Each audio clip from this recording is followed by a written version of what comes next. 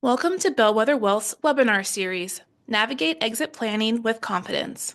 In Season 1, Drive Your Business Like You're Going to Sell It, we're joined by John Fullwider, a business value growth advisor at Gear 80.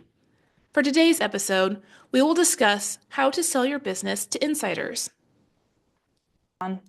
Hey, thanks, Kim, and Happy New Year to you. Happy New Year to our webinar audience. It's great to have you here in 2025. Let's dive in. So today we are starting part two of our not part two. Jeez, this is episode 11, John. Today we're starting part four of our webinar series, selecting your exit options. We're going to cover all your options for exiting your business, whether that's selling it or just exiting day-to-day management. This is the 11th session in our webinar series, so if you missed earlier sessions, I encourage you to catch up with our recordings. We're going to post a link to those in the chat in just a second. Before we get started, I'd like to share a free assessment that you can use to get an estimate of what your business might sell for today, along with insights on how to increase its profit, revenue, and overall value. We also have an introductory video where I discuss my experience supporting business owners like you and guide you through using the assessment tool. Links to both the assessment and the introductory video are on the screen and will be shared in the chat. Now, if you're listening to or watching the recording of this episode, welcome, time traveler. The links I just mentioned will be in the description section below the video. Something new about these final 4 episodes of the series is that we're going to do live questions at the end of each episode remaining in the series, including today. Now, we're still going to keep it confidential, as we promised you at the start of the series. So here's how that's going to work. You're going to post your question in the Q&A function of your Zoom window, as per usual, just typed out. We're then going to look at those questions and we're going to invite you to ask the question live. We'll ask you to turn your mic on. You'll turn it on. You'll ask your question live. You'll get a chance to ask me a follow-up question or two, and then we'll go on to the next question in the list. So to make time for that today and in the remaining episodes, we're going to extend our session to 45 minutes instead of the usual 30. Today, I'm going to cover the pros and cons of 4 options for selling to insiders. 1, sell to family. 2, sell to your management team. 3, sell to your business partners. And 4, sell to your employees. On that 4th one, I'll focus on ESOPs, that is, employee stock ownership plans. I have a tool to keep track of and rate your exit options. It's a simple one-page scorecard with all 10 exit options down the left side. So those 10 are the 4 options we'll look at today, the 4 options we'll look at next week, and the final 2 options that we'll look at on our January 22nd episode. We're posting a link to the exit options scorecard in the chat. Again, if you're listening to or watching the recording, the link to the scorecard is going to be in the description section of the video. This scorecard gives you a chance to score your exit options on how much freedom they give you. I want you to be able to choose an exit that gives you the most freedom, freedom from certain things that you don't like, and the freedom to pursue more things that you do like. Freedom to have more time, freedom to be in relationship only with people you genuinely like and who energize you, freedom to make as much money as you wish, freedom to have your purpose be fully expressed through your business. And finally, one of my favorite freedom, that is freedom of location. So you can run this business or your later pursuits from anywhere on the planet. Stay tuned after the Q&A for a bonus module where I dive deep into these 5 freedoms. All right, do you have your scorecard ready? I hope so, because we're diving into the first option. That's to sell to family. So this means transferring your business stock to direct heirs, usually your children.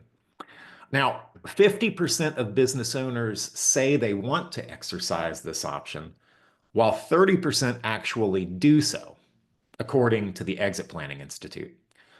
One of the reasons for that gap is family is complicated, as you well know. Now, I'll get to that in a second.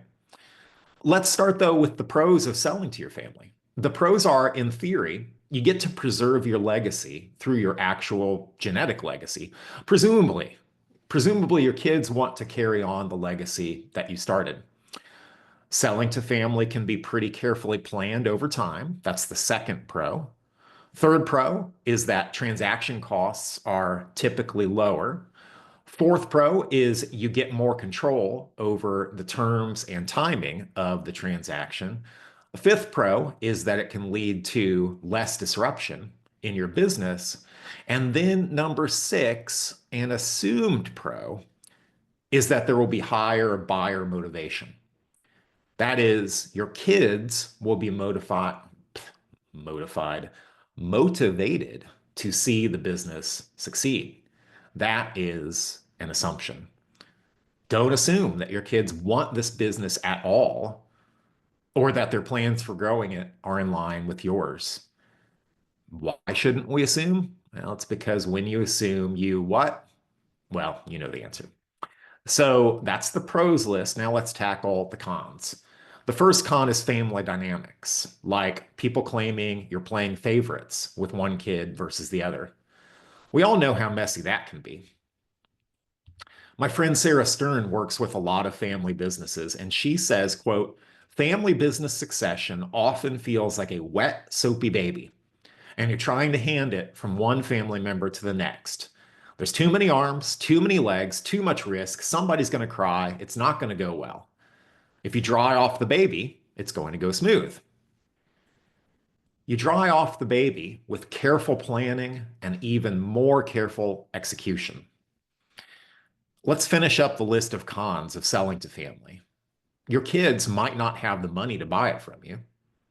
And as a result, you might settle for a lower sale price than what your business is really worth. Next, in any family enterprise, there's always the flight risk of non family employees who think that there's no way to move up in the company unless they're related to you. I've got two excellent books on family business to recommend. You can see them there on the slide, and I'll also tell you the title in case you're just listening. The first book is Your Business, Your Family, Your Legacy, Building a Multi-Generational Family Business That Lasts by George Isaac.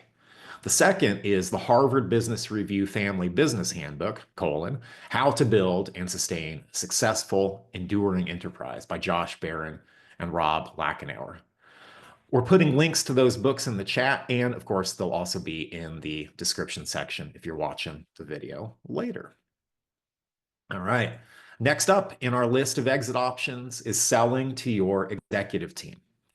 In this approach, you can sell all or part of the business to your executives. The executive team then uses the assets of the business to finance a significant portion of the purchase price.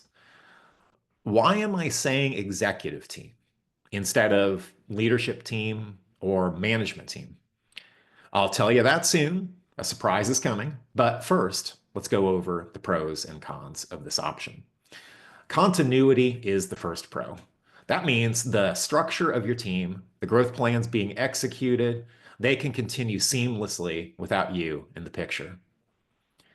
Pro number two is motivated buyers. Presumably, the executive team was already bought into the business philosophically.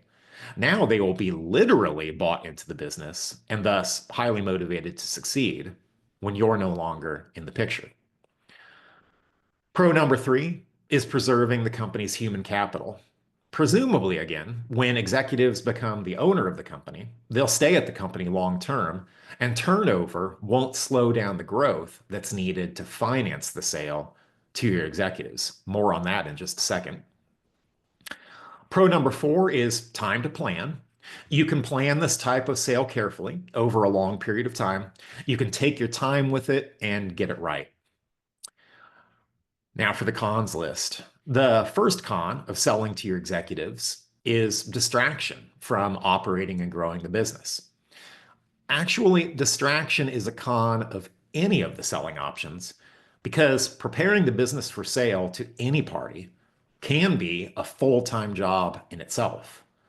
If that distracts you or your team from running and growing your business, the performance of the business can suffer.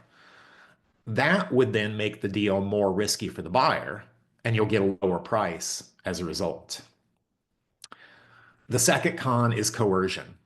Key employees can try to coerce you into giving them a better deal by threatening to leave the business if you don't give them better terms. The third con is lack of money. Often, your executive team lacks the funds to purchase the business, so heavy bank financing is necessary. And that bank loan gets repaid by the cash flow of the business. So, a thing to check as you start to examine this option is, does the balance sheet of your business support taking on bank debt? And do you have sufficient free cash flow to pay back the bank note that your executive team will use to finance their purchase of the business? The fourth con is a lower sale price and, again, heavy seller financing. So here's the thing with seller financing, you get some of the money up front and some over time as payments from the business. Now, that future stream of payments depends on the business performing to plan. And remember, you're no longer in control of the company at this point. So the danger is that the new owners fail to grow the business at the predicted rate. And that can really bite you in the rear financially. One reason that growth plans could fail is that managers in your business often do not have entrepreneurial talent. They don't have the creativity, the inventiveness, the ability to see new opportunities, and the relentless desire to go after new opportunities that you do. So growth can suffer or stop. And the final con is that many owners have a team of glorified doers, not leaders. Friends, I've coached more than 40 business owners over the last 15 years, and the number one thing that's held them back is poor selection and unwise retention of leadership team members. It is excruciating to spend 2 years firing 5 leadership team members just to get the company's head above water and start growing. True story. These owners didn't have a real leadership team, and they certainly didn't have a true executive team. A true executive team gives you predictable profit and cash flow, gives you the option to exit day-to-day management of your now self-managing company, and more money at the deal table should you sell your company. I'm just realizing, sorry, that the wrong slide is up on the screen. Let's just fix that. There we go. Before you think I'm going off topic, let me assure you that a true executive team makes all 10 of your exit options better. Get a true executive team, get a better exit. That's why we're spending time here when we've only covered 2 of the 4 exit options I promised we'd cover today. Trust me, we're going to get to them. But first, true executive teams, they aren't just for big corporations, and they don't have to be corporate at all. Owners of any size business can punch above their weight by building a true executive team. Owners of large businesses can even buy one. And the first of 4 steps to get a true executive team is to truly want the difference it makes. Those of you who have watched this entire series already know the difference it makes. Way back in episode 3, I told you the first of 4 ways to increase profit and cash flow. I told you that profit and cash flow is the launch pad for growth. It makes the other 2 kinds of growth in your business, revenue growth and transferable value growth, possible. And what was the first growth objective on the list of ways to increase profit and cash flow? For those of you watching, I'll put the slide up. That's right, objective number 1, the first one, the top one on the list, out of the 24 growth objectives we've covered in this series was effective senior leadership. Back in episode 3, I covered the key results an effective senior leadership team generates, but I did not cover what it means to upgrade an effective senior leadership team to a true executive team. Fortunately, I just told you what a true executive team gives you: predictable profit and cash flow, the option to exit day-to-day management, and more money at the deal table should you sell. Now comes what could be a turning point for you as a business owner. You have to decide, do I really want those things? Do I want them more than I want comfort? Because getting a true executive team will make you uncomfortable. There are 3 more steps to get one. Step 2 is you'll need to define the people power that your growth plans require. Please stop what you're doing and look at the screen. If you're driving, please stop and pull over. It's that important. I am showing you right now the most powerful and important chart I've seen in 15 years of advising and coaching business owners and leaders just like you. It's a chart that plots your company's needed growth rate against the needed leadership abilities of the company's team. I'll get right to the point. In my experience, many existing team members lack the desire to grow as leaders at the rate the company needs. Maybe they could grow, but they don't want to. And this leads to uncomfortable conversations and hard choices. So in this chart, we see that the company needs to grow upward at a 30-degree angle. People whose personal growth is going up at the same 30-degree angle, we call them A players. They're growing their capabilities at a rate that matches the company's growth needs.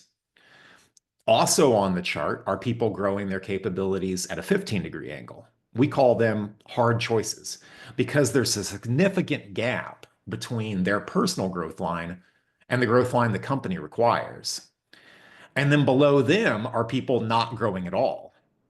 Their line is at a 0-degree angle, if you will. We call them underperformers. So I told you earlier that owners of any size business can punch above their weight by building a true executive team. And I said owners of larger businesses can even buy one. When I was talking about buying one, I was referring to the final growth line here on this chart. If you're looking at the chart, you'll see an individual growth line that exceeds what the company needs. The line is moving up at a 45-degree angle, while the company needs 30 degrees. We call these people unicorns. Say you've got a $10 million company and you want to get to 30 million. There are people all over the talent marketplace who have already taken a $10 million company to 30 million. And here's the secret that not everybody knows. A good number of those people want to do that again because they enjoy that stage of growth. So that's what I mean when I say larger companies can buy a true executive. Now, it'll take a compelling company vision to attract someone away from what's likely a cushier and more secure job, but it can be done. Now, for those of you who kept driving while I was begging you to look at the slide, you're driving either a car or golf balls, please download the slide deck and print out this chart. While you're at it, grab the book it's from. It's called Elevate Your Team by Robert Glazer. We're dropping a link to both the slide deck and the book in the chat. And as always, if you're a time traveler watching the recording, the links are in the description below the video. All right. 2 more steps to get a true executive team. Step 3, you'll need to coach up, coach off, or coach out some of your existing leadership team members. And step 4, you'll need to partner with a great developer of people. Often, that's your second in command. That person can help you coach up, coach off, or coach out some of your existing leadership team members, as well as identify and develop replacements. Please contact me if you need help with any of the steps. I've got a book coming out one of these days on building true executive teams. So I've got a ton of resources to share, but we still got 2 more inside exit options to unpack. So we're moving on. Fortunately, we don't need to spend a lot of time on inside sale option number 3, sell to business partners. That's because this option is similar enough to selling to your exit executive team, they're also your exit team, that I can emphasize just a couple of points. What is it with me in 2025 and word salad?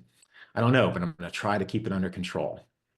All right, so the first con on the list is ability and drive are often mismatched. Whoa, has that ever been true in my experience? I've been at this a number of years, as I've told you, and I can count on one hand the business partnerships I've seen where the partners are pulling equal weight. So if your partner has disappointed you, you're not alone. Coming to an agreement on deal terms can be more complicated in a sale to a business partner because business partners almost always have different needs and different wants after the transaction. We exit planners summarize those wants and needs in part with the term wealth gap. The wealth gap is the difference between the amount of money you need for financial independence and how much investable capital you have right now. It's often a large gap because business owners typically have 80% or more of their net worth locked up in a highly illiquid asset, that is, their businesses. So here's the thing, business partners often have different wealth gaps. You can see how one might have more investable assets outside the business, or one might have bigger financial needs and wants post sale. In other words, the partners have different starting and ending points, and trying to reconcile the two can lead to arguments about deal terms. Coming into the home stretch here, the fourth option, fourth and final for today, selling to employees, specifically by establishing an employee stock ownership plan or ESOP. So in this model, your company uses borrowed funds to acquire shares from you, the owner, and contributes the shares to a trust on behalf of the employees. Two things you'll typically hear about ESOPs. They're fantastically complicated to set up, and the tax benefits of doing so are fantastic. Here's the reality. Yes, they are complicated. And there are tons of ESOP specialists to guide you. I'll tell you where to start in a moment. As for the tax benefits, yes, they are fantastic. There's almost 6,500 ESOPs in the United States, covering 14.2 million people. So they're a real thing and a real big thing. On the slide here, I've got four logos you might recognize to just give you a flavor of the type of companies that are employee owned. In the upper right is Publix, my favorite grocery store because of their 7-grain bread, key lime pie, and Cuban sandwiches. Next up, we have HDR, a global engineering firm based right up the road from me in Omaha, Nebraska. Then there's Shields, the sporting goods store. They put employee owned right in their logo. And finally, Morton Buildings. They make steel buildings and pole barns. If you've ever been to an acreage or a farm, you've likely seen a Morton building. I think the best place to start exploring ESOPs is the National Center for Employee Ownership. They've got a super helpful 12-page guide called Who Should Own the Business After You. We're dropping a link to it in the chat, and if you're watching this episode later on YouTube, you know where it'll be. So there's a page in the guide that compares an ESOP with the three other main forms of employee ownership in the United States. They are one, selling directly to employees, two, a worker cooperative, and three, an employee ownership trust. Employee ownership trusts are brand new compared with ESOPs. The first employee ownership trust started in 2014. They're simpler and cheaper to set up than ESOPs, but perhaps their biggest benefit is they let you protect your company's values. I'll read just a couple of sentences from the National Center for Employee Ownership. The advantages of EOTs are that they are affordable and flexible, making them good tools for smaller companies. They're also designed to allow companies to protect core values. As the company shareholder, the trust is charged with protecting the founding purpose for which the trust was established. Now for my second favorite slide in today's deck, it's a picture of the How You Can Learn More page from the Center for Employee Ownership's guide. And option two on the list is speak with an employee-owned company in your state or industry. Friends, there is just no substitute for speaking with fellow business owners about your common challenges. And here they are offering to find you an employee-owned company to speak with. Take them up on their offer. And that's it for today. Our webinar series continues next week with 4 options for selling to outsiders, specifically selling to private equity, to a strategic buyer, and to a financial buyer. We're also going to cover minority recapitalization, which is a cool way that you can reduce your personal financial risk and access growth capital while still controlling your company.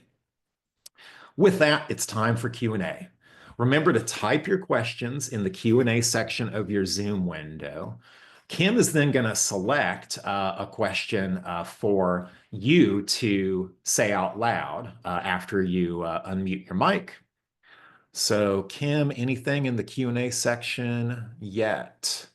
Might also look at the chat section. It looks like there might be a couple in there. I do not see anything yet, but let's give people some time. Okay.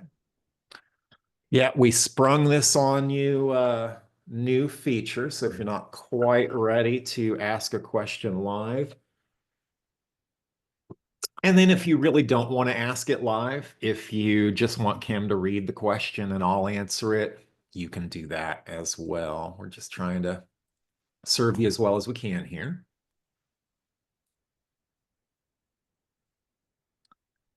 All right, friends, I'm starting to think I've either stunned you with my brilliance or bored you to tears. I'm hoping it's the former and not the latter. Okay, I'm just going to assume my brilliance has stunned everyone into silence. And I'm going to assume that in much the same breath I used to tell you not to assume that your kids want to buy your business. So everybody can feel the hypocrisy here. How do Okay. you how do you actually navigate that, John? Like, let's say, your child is Yeah. saying that they want to buy it, but you just don't think that they have the heart really to want to do it, or they don't want to break it to you, let you down, and say that they don't want to be a part of your business. Yeah. So it's tough. Look, one of the reasons it's tough is that your kid grew up in the business, even if they didn't work in the business, right? They they saw how owning your business affected you. They saw you not in the crowd, maybe at their games and performances. And so there's so many complex emotions and thoughts going on in your kid's head, right? Do I do I want that kind of life for myself, right? Um, do I want to work 80 hours a week? Is it possible to do it differently? And if so, do I have what it takes to pull it off? Do I have what it takes? The honest answer may be no, I don't, right? Go back to the piece about the entrepreneurial spirit and the entrepreneurial drive. Your kid might not have that. I see 2 questions arrived in the chat, so let's process one of those. Okay, so They are anonymous. okay, great. Well, so I'm gonna answer the first one live. So the person asks, what are the pros and cons of an ESOP? Is the trust option easier? Okay, let me answer the second part of the question first. Is the trust option easier? Almost certainly yes, with this exception, right? It's easier because there's no like long, complicated federal legislation around ESOP. It's potentially more complicated because there is no federal legislation around employee ownership trusts like there are ESOPs, which means there's a patchwork of state legislation and some states where there is no state legislation. So it's more complicated in the sense that it's kind of a Wild West, less regulated option. And it's less complicated in the sense that ESOPs are highly regulated. What are the pros and cons of an ESOP? Cons I've already told you about. They are complicated to set up. The transaction fees and the professional fees to set them up are substantial. Man, some of the pros are not just like employee ownership in that employees now own the company, but a sense of ownership among the employees. You know, the business owners in the audience, you well know that Oh, that instilling makes an sense. ownership mindset in employees is difficult. An ESOP accelerates that process, and uh, having an ownership mindset more distributed in the population, I think would be a good thing for everyone. So that's another pro. Let's go on to the next anonymous question. Can't you add your children as shareholders if they are younger? Perhaps give them a different class share and get them involved whilst young, so easier to transition. First, questioner, I like your use of the word whilst. The answer is I don't know the exact answer. I strongly encourage you to contact a business attorney who specializes in business formation, business entity formation, as well as someone who specializes in the different shares of ownership stock. Different classes of ownership and disputes among family members like have come up recently, and I referred those questions to an attorney I trust. If you don't have a trusted attorney, I'd be happy to refer you to my guy. All right. Wow, man, this is really working, Kim. The questions are just streaming in. Yep. This is Uh, wonderful. Seriously, keep them coming. This is Yeah, awesome. I guess offering the live, but then people not taking me up on the live part and just, wanting to type them out. Somehow that was the magic unlock. Hey, it's working. Let's keep at it. Okay. I worry about the sale amount and it being restrictive to the company going forward. Okay, well, so questioner, here is where asking it live would be better because I don't quite understand the question and I need you to clarify it. So go ahead and tell me in another question if you're willing to clarify it live, or you could clarify it by I type. think I think they might be driving, is what it looks Uh-huh. like. Driving. Oh, okay. Yep. All right. Um, let let me once again make an assumption of what you're asking about, and I'm probably wrong. But the sale amount being restricted to the company for going forward, as in, can the company afford the future streams of payments to you when you're doing seller financing? Maybe not. That's why it's important to understand the abilities, the company's ability to take on debt. You look at your balance sheet for that, and the company's ability to cash flow both its operations and future debt payments to you, the owner, the past owner. So you got to look at that carefully. We've got a clarification about Mhm. the ESOP question, meaning a concern about ESOP is selling for an amount that doesn't handcuff the company. Yeah, yeah, absolutely. Okay. Let me answer the how much does all this cost question that's in the list and weave in the handcuffing the company. It costs a lot to set up an ESOP. One of the things that you get with an ESOP, though, that you can get is professional trustees, right? Whose sort of fiduciary duty is to the ESOP trust that holds the shares for the benefit of the employees. And so, like, if you're working with a professional where the professional has expertise and an interest in ensuring that the ESOP trust will truly benefit the employees going forward, I would imagine that there would be a long and mutually beneficial debate about how we can structure this transaction so it does not handcuff the company. I say I would imagine because I'm a value growth advisor and a business exit planner who's not a specialist in ESOPs. There are specialists in ESOPs, and I strongly encourage you to reach out to them. A great place to start would be with the National Center for Employee Ownership.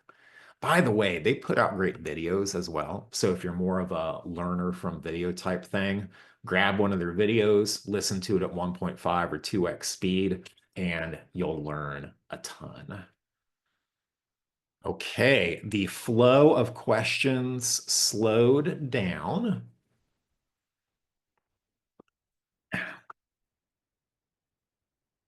Going once, going twice. I did promise a bonus module after the Q&A, so let me grab that bonus module real quick, and then if that jiggles up any more questions, we can answer a couple before we conclude. All right, so I talked earlier about the 5 freedoms on that worksheet that I shared with you to track the freedom from certain things that you don't like and the freedom to have more of things that you do like that could come from the 10 exit options we're talking about here in the final episodes of the series. So I have a baseline assessment called Do You Have the 5 Freedoms? That explains a little bit more about what the freedoms are and helps you assess where you are right now so that you can understand where you want to be on the other side of a decision to exit your business, whether it's by selling it to insiders, selling it to outsiders, or keeping it, right, as a self-managing company. Here's the thing. Entrepreneurs like you got into business for freedom, yet you wound up wearing too many hats and stuck in the weeds. So you can use this tool to assess how much freedom of time, money, purpose, relationship, and location that you have. Let's start with freedom of time. For those of you driving, for those of you who haven't been able to download the tool, I'll just read off the descriptions and the options for you. Freedom of time. You spend your working life doing what you really enjoy doing, and you have the freedom to spend time not working too, so you can have a full life and pursue your other interests. So think about that. What's your answer? Nope, getting there, or got it? Next up, freedom of relationship. You increasingly spend time only with people you genuinely like and enjoy, both at work and away from it. Nope, getting there, got it. Freedom of money. You have no ceiling on how much money you can make for doing a great job, for coming up with valuable new solutions or inventions. And if your efforts generate money, no one dictates how much of that money you can keep. Nope. Getting there? Got it. Freedom of purpose. This entrepreneurial company you've created is not just a job or a career, it's actually a vehicle to all sorts of things that relate to your fundamental values and ideals in life. This allows you to have a tremendous sense of purpose for being on this planet. Nope, getting there. Got it. And the last one, freedom of location. You can work from anywhere on the planet. Your physical presence in the office is 100% optional. Nope, getting there. Got it. Let me give a quick deep dive on freedom of money. So, one of the guys who wrote the book, literally, on business exit planning is John Brown. And in his book, Exit Planning, The Definitive Guide, he says, he implies freedom of money is essential in any exit you choose. He specifically writes, financial independence means that you no longer look to the business for financial security. If you leave your business without financial security, you don't have a successful exit, you have a train wreck.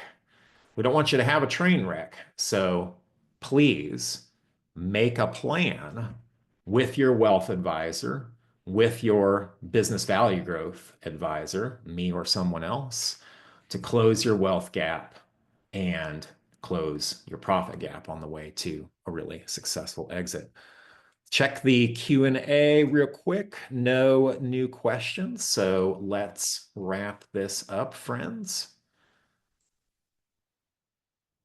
All right. Next episode, as I said, we're going to cover outside exit options, selling to strategics, selling to financial buyers, minority recapitalization, and selling to private equity firms. All this is part of driving your business like you're going to sell it. You can have a business that you're not locked into. You can sell your business for way more than you think might be possible. All you have to do is drive your business today like you're going to sell it. So I'm John Fullwider. It's been great to have you here in this next to last episode of our 14-part webinar series. We will see you next week for your outside selling options. Friends, be well till then. Bye now.